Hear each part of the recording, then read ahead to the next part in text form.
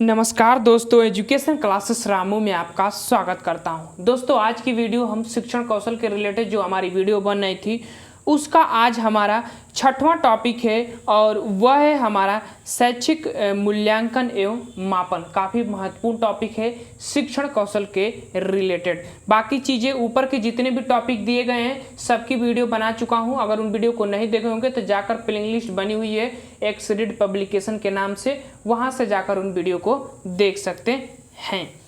ध्यान रखिएगा, काफ़ी ये महत्वपूर्ण वीडियो आप लोगों के लिए होगा। एक चीज़ आपको बता दूं कि अगर इसकी पीडीएफ आपको चाहिए तो हमारे टेलीग्राम पर चले जाइएगा, लिंक इस वीडियो के डिस्क्रिप्शन में दिया गया है। तो महत्वपूर्ण है, ध्यान रखिएगा। आगे चलते हैं, शैक्षिक मापन एवं मूल्यांकन की बात करते हैं। काफ़ी महत्वपूर्ण टॉपिक है आप लोगों के लिए, प्राइमरी सुपरटेट शिक्षक के लिए। तो देखिए 10 नंबर का प्रश्न यहाँ से प्राइमरी सुपरटेट में बनता है जो कि आप लोगों के लिए काफ़ी महत्वपूर्ण है। तो इस वीडियो को जरूर देखिएगा। वीडियो पसंद आए तो चैनल को लाइक शेयर सब्सक्राइब आप करिएगा। तो चलिए दोस्त, सीधे चलते हैं शैक्षिक मूल्यांकन एवं मापन टॉपिक को हम समझते हैं। एक एक करके एक एक पॉइंट को समझेंगे। काफ़ी अच्छे अच्छे पॉइंट दिए गए हैं। देखिए, मापन तथा मूल्यांकन इवैल्यूएशन कहा जाता है मूल्यांकन को इंग्लिश में, और मेजरमेंट मापन को इंग्लिश में कहा जाता है। देखिए, मापन तथा मूल्यांकन दोनों का उद्देश्य बच्चों की अभिव्यक्ति क्षमता, अनुभूति आदि का पता लगाना होता है। एक चीज ध्यान रखिएगा, मूल्यांकन एवं मापन किसी भी व्यक्ति का, किसी भी बच्चे के बारे में उसकी अभिव्यक्ति क्षमता और अनुभूतियों का मापन किया जाता है। जैसे अगला पॉइंट है, मापन आकलन एक संक्षिप्त प्रक्रिया होती है, जो कि मापन एक संक्षिप्त प्रक्रिया होती है, ध्यान रखिएगा, और मूल्यांकन एक व्यापक प्रक्रिया होती है। इसमें कभी कभी अंतर पूछा जाता है, तो ध्यान रखिएगा, मापन एक संक्षिप्त प्रक्रिया होती है लेकिन मूल्यांकन एक व्यापक प्रक्रिया होता है। उसके बाद अगला पॉइंट, सीसी रास के अनुसार मूल्यांकन का प्रयोग बच्चे के संपूर्ण व्यक्तित्व तथा किसी भी समुचित स्थिति की जांच प्रक्रिया के लिए किया जाता है। तो मूल्यांकन का जब व्यापक क्षेत्र होगा तो वह किसी भी प्रक्रिया का समुचित मूल्यांकन करता है या उसकी जानकारी समुचित देने का कार्य करता है। कौन? हमारा मूल्यांकन। तो सीसी रास महोदय जी यही बात आपको समझा रहे हैं। आगे चलते हैं, एन.एम. डाडेकर के अनुसार मूल्यांकन हमें बताता है कि बालक ने किस सीमा तक किन उद्देश्यों को प्राप्त किया है। तो याद रखिएगा, डॉक्टर डाडेकर के अनुसार जो है मूल्यांकन हमें यह बताता है कि बालक ने किस सीमा तक किन उद्देश्यों को प्राप्त कर लिया है। और अगला पॉइंट, एडम्स के अनुसार मूल्यांकन करना किसी वस्तु या प्रक्रिया के महत्व को निर्धारित करता है। तो ध्यान रखिएगा, ये स्टेटमेंट इंपॉर्टेंट है। मूल्यांकन करना किसी वस्तु या प्रक्रिया के मूल्य को निर्धारित करना है। आगे चलते हैं और अगला हमारा पॉइंट है, 1964 में गठित कोठारी आयोग ने क्या इस पर कहा है मूल्यांकन और मापन पर स्टेटमेंट उसने क्या दिया था कि मूल्यांकन एक प्रणाली व अविरल चलने वाली प्रक्रिया है। अविरल चलने वाली प्रक्रिया है जो समग्र शिक्षा प्रणाली का एक अभिन्न अंग है। तो याद रखिएगा, कभी कभी तो ऑप्शन में ये दे दिया जाता है कि मूल्यांकन एक शिक्षण प्रणाली का अभिन्न अंग है। तो इम्पोर्टेंट है, इसका उद्देश्य शैक्षिक उद्देश्यों से घनिष्ठ संबंध होता है। किसका? मूल्यांकन का। तो मूल्यांकन का शैक्षिक उद्देश्यों से घनिष्ठ संबंध होता है। ये कोठारी आयोग का जो है स्टेटमेंट कहा गया है। अब आगे चलते हैं और अगला पॉइंट है, मूल्यांकन उपचारात्मक शिक्षण पर बल देता है तथा बालक को उचित व्यक्ति सामूहिक शैक्षिक एवं व्यावसायिक पथ प्रदर्शन देने में सहायक है। ठीक। अगला पॉइंट, बालकों के वर्गीकरण हेतु मूल्यांकन अति आवश्यक होता है। जब उनकी स्थिति, उसकी सीमा, कितने स्तर के वो बालक होते हैं, जब उनका पता चलता है, और वो पता किससे चलता है, तो हमें मूल्यांकन से पता चलता है। तब उनको हम क्या करते हैं, वर्गीकरण उसके आधार पर हम कर सकते हैं। याद रखिएगा, मूल्यांकन के आधार पर। अगला पॉइंट, मूल्यांकन एक नवीन धारणा है। एक चीज याद रखिएगा, मूल्यांकन एक नवीन धारणा है। वर्तमान समय में ज़्यादातर देखिएगा तो मूल्यांकन का ही प्रयोग किया जाता है। किसी भी व्यक्ति की अभिव्यक्ति अनुभव और क्षमता का मापन करने के लिए मूल्यांकन का ही प्रयोग किया जाता है, इवैल्यूएशन का। लेकिन मापन एक प्राचीन धारणा है, याद रखिए। प्राचीन काल में क्या होता था कि अंक देकर बच्चों की स्थिति को अंक देकर और उसके अंक के आधार पर मापन किया जाता था, लेकिन वर्तमान में ऐसी स्थिति नहीं है। इसीलिए इसको नवीन धारणा कहा गया है, इसको प्राचीन धारणा कहा गया है। मूल्यांकन में अंक प्रदान करने के बाद मूल्यों का निर्धारण किया जाता है। ये भी अच्छा पॉइंट है। मूल्यांकन में अंक देने के बाद उसके मूल्यों का निर्धारण किया जाता है, लेकिन वही चीज मापन में केवल अंक प्रदान किया जाता है। तो मापन इस तरह कह सकते हैं कि मापन एक मात्रात्मक होता है और मूल्यांकन मात्रात्मक के साथ साथ गुणात्मक होता है। तो ये चीज को समझ में आ गया ना, मात्रात्मक के साथ साथ गुणात्मक होता है कौन? मूल्यांकन। अगला पॉइंट और भी महत्वपूर्ण है, उसको देखते हैं। अगला पॉइंट है कि मूल्यांकन अनवरत चलने वाली प्रक्रिया होती है, जबकि मापन प्रक्रिया एक निश्चित समय हेतु प्रयुक्त की जाती है। तो मूल्यांकन एक अनवरत चलने वाली प्रक्रिया होती है और मापन जो है एक निश्चित समय के बाद जाकर रुक जाती है।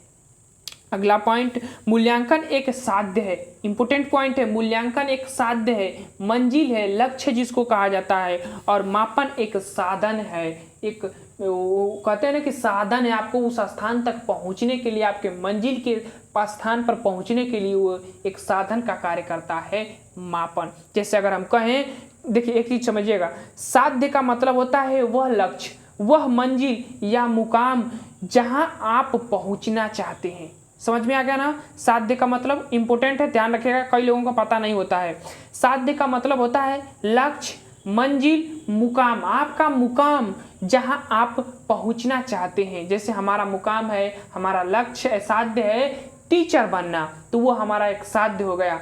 और उस साध्य मतलब उस टीचर बनने के लिए हम जिस साधन के माध्यम से पहुंच रहे हैं, जैसे स्टडी मटेरियल जो हो जाएंगे, हमारा जो तरीका हो जाएगा, वो हमारा साधन का कार्य करता है। ये एग्जाम्पल समझ में नहीं आएगा, मैं आपको और दूसरा एग्जाम्पल बताता हूँ। जैसे आपका लक्ष्य है कॉलेज जाना, मतलब आपका लक्ष्य है कॉलेज जाना, ठीक, आप चाहते हैं कि मैं कॉलेज जाऊं, लेकिन वो चाहते हैं तो वो क्या है? आपका मंजिल है, और मंजिल क्या होती है? साध्य होता है। लेकिन आप जिस साधन से जाते हैं, चाहे बस से जाते हैं, चाहे साइकिल से जाते हैं, चाहे दुचक्का से जाते हैं, वो आपका साधन हो जाता है। तो काफी बारीकी अंतर होता है। कभी कभी हम ना कहते हैं कि यातायात के साधन, तो वो वस्तु ही हो जाता है जो आपको उस स्थान पर लेकर जाता है। तो साध्य और साधन में ये अंतर है, आप समझ गए होंगे, हम विश्वास करता हूँ। अगला पॉइंट चलते हैं, मूल्यांकन के द्वारा छात्र के संबंध में सार्थक भविष्यवाणी की जा सकती है, लेकिन मापन में ऐसा नहीं है। मापन द्वारा सार्थक भविष्यवाणी आप किसी भी बालक के बारे में नहीं कर सकते, क्योंकि मूल्यांकन सर्वव्यापी होता है, सभी क्षेत्रों का एक समूह होता है मूल्यांकन, लेकिन मापन सिर्फ एक क्षेत्र का समूह होता है। इसीलिए मूल्यांकन के बाद आप किसी भी बालक की भविष्यवाणी कर सकते हैं, मापन में ऐसा नहीं है। मूल्यांकन शिक्षक का आत्म परीक्षण है, जबकि मापन छात्र का आत्म परीक्षण होता है। मूल्यांकन एक शिक्षक का आत्म परीक्षण है, मतलब वो किस तरीके से बच्चे को पढ़ाया वो मूल्यांकन करता है, लेकिन जो मापन होता है ना, वो छात्र का आत्म परीक्षण होता है। इंपोर्टेंट पॉइंट है, ध्यान रखिएगा।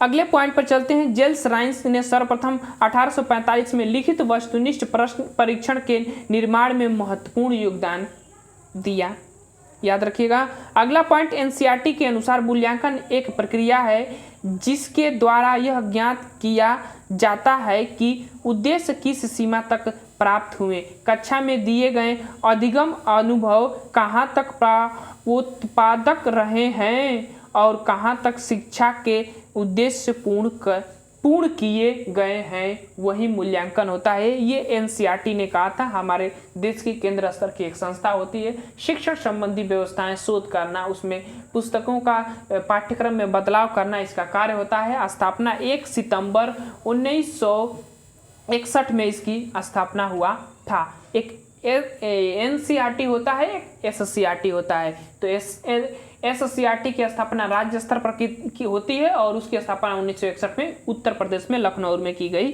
थी। तो ध्यान रखिएगा, उत्तर प्रदेश के आप आए तो ये चीज को जानते रहिएगा। अगला पॉइंट, मूल्यांकन को 3 भागों में वर्गीकृत किया जा सकता है। कौन कौन से? तो दक्षता आधारित मूल्यांकन, व्यापक मूल्यांकन और सतत मूल्यांकन। 3 आधारों पर वर्गीकृत किया जा सकता है मूल्यांकन को। अगला पॉइंट, मूल्यांकन केवल कक्षा तक सीमित नहीं है, बल्कि इसमें समाज सेवा, सहयोग एवं जीवन के अन्य पक्षों का भी मूल्यांकन किया जाता है। इसीलिए तो कहते हैं कि मूल्यांकन सर्वव्यापी होता है, सभी क्षेत्र उसमें सम्मिलित किए जाते हैं मूल्यांकन में। लेकिन मापन में ऐसा नहीं, मापन में किसी एक क्षेत्र का मापन किया जाता है। मूल्यांकन के प्रमुख कार्य विद्यार्थियों की उपलब्धियों का परीक्षण करना, व्यक्तित्व के विकास का परीक्षण करना और शिक्षा में सफलता एवं वर्गीकरण आदि का इसी के आधार पर प्रमुख कार्य होता है मूल्यांकन का। अब चलते हैं आगे और हमारा अगला पॉइंट आ गया है आदर्श मूल्यांकन की विशेषता। आदर्श मूल्यांकन की विशेषता क्या होती है उसको बताते हैं। वैध, सरल, निदानात्मक, विश्वसनीय और वस्तुनिष्ठ होता है। ये किसी भी प्रश्न की भी और किसी भी चीज की एक विशेषता आप कह सकते हैं, मूल्यांकन के ही सिर्फ नहीं कह सकते। जैसे देखिए, वैधता का मतलब होता है कि किसी भी परीक्षण को बनाने के उद्देश्य होते हैं और यदि परीक्षण उसी उद्देश्य की पूर्ति करता है, उसी चीज की जांच करता है, तो वह उसकी वैधता हो जाती है। सरलता, उसमें लचीलापन लाना चाहिए ताकि बच्चों को समझ में आए, उनके स्तर अनुसार होना चाहिए, उसकी सरलता हो जाती है। निदानात्मक का मतलब होता है किसी भी चीज का कारण जानना कि भाई उसमें ये कमी क्या है। जैसे मैं कोई कार्य कर रहा हूं तो मेरे अंदर कमी क्या है कि मैं उस कार्य को नहीं कर पा रहा हूं, वहीं कमी को जानना निदानात्मक कहलाता है। विश्वसनीयता का मतलब क्या होता है कि व्यवहार के एक निरंतर एक रूपता को बनाए रखना। जैसे आप परीक्षण कर रहे हैं और आप प्रश्न बना रहे हैं और प्रश्न बनाने के बाद बालक का जो जांच करना है उसका बार बार एक ही रिजल्ट आना, वही उसकी विश्वसनीयता कहलाता है। और वस्तुनिष्ठता का मतलब होता है इसमें किसी का हस्तक्षेप न होना।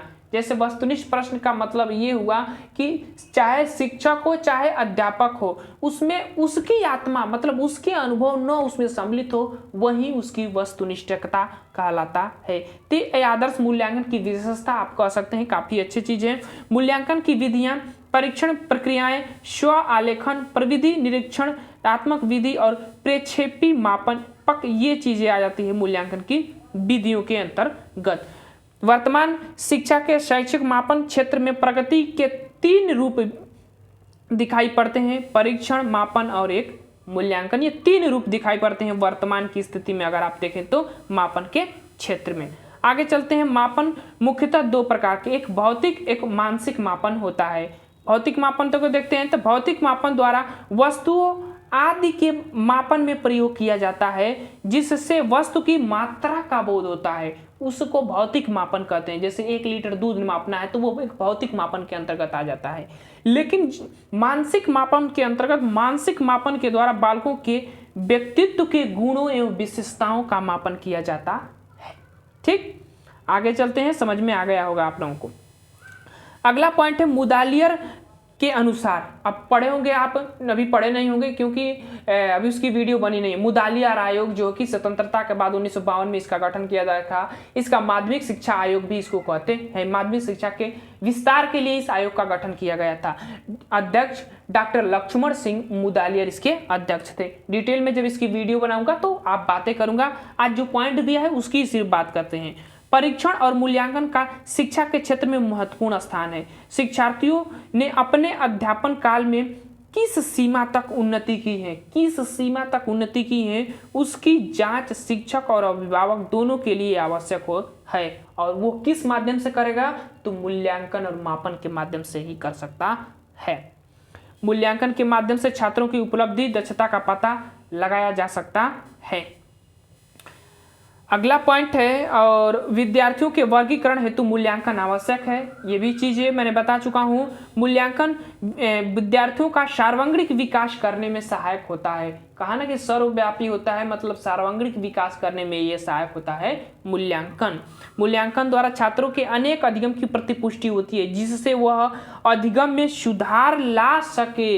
इसीलिए तो कहते हैं मूल्यांकन बहुत बहुत जरूरी होता है। अगर किसी एक विद्यालय में, किसी एक कक्षा में अगर आप पढ़ाते हैं तो जरूरी मूल्यांकन होता है, ताकि आपकी भी जो प्रक्रियाएं होती है वो कितने बच्चों के अंदर ले रहे हैं बच्चे उन प्रक्रियाओं को, उसका पता चलता है। तो इसीलिए कहा था कि छात्रों के अनेक अधिगम की प्रतिपुष्टि होती है जिससे ये अधिगम में सुधार ला सकते हैं। अगर वो चीज में कमी आप देखते हैं तो उसमें सुधार ला सकते हैं मूल्यांकन के माध्यम से ही। मूल्यांकन से शिक्षक को शिक्षण कार्य में मार्गदर्शन मिलता है। मैंने अभी बताया कि मूल्यांकन से शिक्षक को शिक्षण कार्य में मार्गदर्शन मिलता है। मूल्यांकन अध्ययन अध्यापन के अवसरों का ज्ञान करवाता है। ये भी चीज होता है कि मूल्यांकन अध्ययन और अध्यापन जो पढ़ा रहे हैं उसके अवसरों का भी ज्ञान कराता है, ताकि आपके अंदर कमी क्या है जो चीज पढ़ा रहे हैं उसका भी ये ज्ञान कराता है मूल्यांकन। मूल्यांकन द्वारा यह निर्धारित किया जाता है कि शिक्षण उद्देश्यों की प्राप्ति हुई या नहीं। ये तो पहले भी स्टेटमेंट दिया गया था, ये प्राप्त किया जा सकता है। अगला पॉइंट, शिक्षण कार्य कितना प्रभावी रहा इस बात का भी निर्णय मूल्यांकन द्वारा किया जा सकता है। अभी मैंने बताया था कि जब आप पढ़ाते हैं तो बच्चों के प्रतिक्रियाएं देखते हैं, उससे आपको खुद पता चल जाता है कि बच्चे आपके पढ़ाने में रुचि ले रहे हैं या नहीं। वो एक तरह का मूल्यांकन ही हो जाता है। मूल्यांकन मापन को अर्थ प्रदान करता है। अब देखिए यहाँ पर पॉइंट को समझिएगा, मूल्यांकन मापन को अर्थ प्रदान करने का कार्य करता है। अगला पॉइंट, मापन मूल्यांकन का समानार्थी न होकर उसकी पूर्व आवश्यकता होता है। पूर्व आवश्यकता यानी कि बिना मापन का आप मूल्यांकन कर ही नहीं सकते। मान लीजिए मैंने परीक्षा दिया, मेरे अंक 100 में से 50 अंक आए, तो अब उसी 50 अंक के आधार पर हमारा मूल्यांकन होगा। तो इसीलिए कहा गया कि मापन मूल्यांकन का समानार्थी नहीं होकर उसका पूर्व अंक, मतलब कि जो हमने 50 अंक पाए हैं पूरी आवश्यकता हो सकता है, और उसी आवश्यकता के अनुसार हम उसका मूल्यांकन करते हैं। बाकी चीजें आगे चलते हैं। मूल्यांकन की प्रविधियां, इसको देखते हैं। देखिए मूल्यांकन की प्रविधियां दो होती है, एक गुणात्मक होती है, एक परिमाणात्मक या संख्यात्मक भी कह सकते हैं। जिससे इसके व्यवहार पहलू की जांच इसमें किया जाता है गुणात्मक में, और इसमें उपलब्धि परीक्षण की जांच किया जाता है। किस माध्यम से?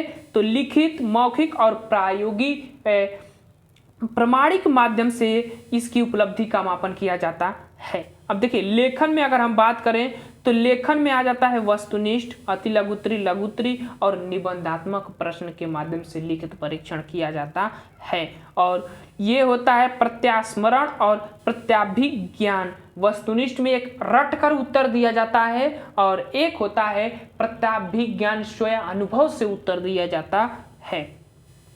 ठीक, प्रत्यास्मरण एक साधारण प्रश्न और रिक्त स्थान की पूर्ति वाले प्रश्न इसमें आ जाते हैं, और प्रत्याभिज्ञान में सत्य और असत्य मिलान वाले, बहुविकल्पी और वर्गीकरण वाले जो प्रश्न होते हैं वो प्रत्याभिज्ञान में अंतर्गत आ जाते हैं। तो ये चीजों को ध्यान रखिएगा। अब गुणात्मक पहलू की बात कर लेते हैं। इसमें प्रश्नावली विधि व्यवहार से ही संबंधित होती है। उसके बाद साक्षात्कार विधि, जिसको आप इंटरव्यू कहा जाता है, उसी को साक्षात्कार विधि कहा जाता है, जिसमें नियंत्रित, अनियंत्रित और समाहार जैसी प्रतिक्रियाओं के माध्यम से आप इंटरव्यू साक्षात्कार विधि का प्रयोग किया जाता है।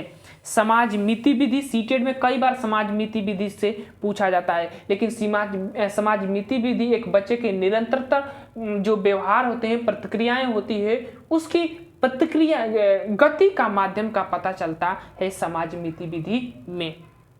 संचित अभिलेख में क्या होता है कि बच्चे की जो पूर्व प्रतिक्रियाएं होती हैं, अनुभव होते हैं, दैनिक दिनचर्या होती है, इसी में लिखा जाता है। संचित अभिलेख, संचयी अभिलेख में ही लिखा जाता है। जो उनकी उपलब्धियां होती हैं कॉलेजों में, समाज में, उसको इसमें लिखा जाता है। व्यक्तित्व अध्ययन विधि एक हो जाती है, और रेटिंग स्केल, इसमें आप किसी भी बालक की बुरा, सामान्य, अच्छा, वेरी, बेस्ट, ये सब प्रतिक्रियाएं आप देते हैं रेटिंग स्केल में। उसके बाद पड़ताल सूची, किसी भी चीज़ की जानकारी जांचना, पड़ताल करना, ये चीज़ हो जाता है, व्यवहार के अंतर्गत ही आता है। निरीक्षण या अवलोकन विधि, ये भी व्यवहार के ही अंतर्गत आता है। आप किसी भी व्यक्ति का निरीक्षण करते हैं तो उसके व्यवहार के तो ही अध्ययन करते हैं, उसके बाहरी व्यवहार को तो ही बारे में जानते हैं, वही निरीक्षण अवलोकन विधि कह सकते हैं। संवाद विधि एक दूसरे से बात जब करते हैं तो व्यवहार का पता चलता है, उसके बारे में आप अध्ययन करते हैं, बात कर उसकी बात करने का तरीका कैसा होता है, इसका व्यक्तित्व कैसा होगा, बात करने से ही पता चल जाता है। और घटनाक्रम वर्णन विधि यानी कि किसी बालक के सामने कोई घटना उत्पन्न होती है और वो उस घटना को कैसे हैंडल करता है, उसको देखकर आप अध्ययन कर सकते हैं कि बालक के व्यवहार का आप अध्ययन कर सकते हैं कि उसका व्यवहार कैसा होता है। तो ये थे गुणात्मक और परिमाणात्मक या संरचनात्मक परम मूल्यांकन की प्रविधियां। दो थी, गुणात्मक व्यवहार का जांच किया जाता है और परिमाणात्मक में उपलब्धि का जांच किया जाता है। तो ये थे मापन और मूल्यांकन के जितने भी महत्वपूर्ण पॉइंट दिए गए थे, मैंने आपको पढ़ा दिया। अब इसके बाद इसके प्रैक्टिस सेट के प्रश्न हैं, वो भी जल्द मैं लेकर आऊँगा। वीडियो आपको पसंद लगे तो चैनल को लाइक शेयर सब्सक्राइब आप जरूर करिएगा। हमारे प्रयास को लाइक करते हैं तो काफ़ी मोटिवेशन मिलने का कार्य हमको होता है। तो चलिए दोस्त, वीडियो को समाप्त करते हैं। Thank you for watching this video.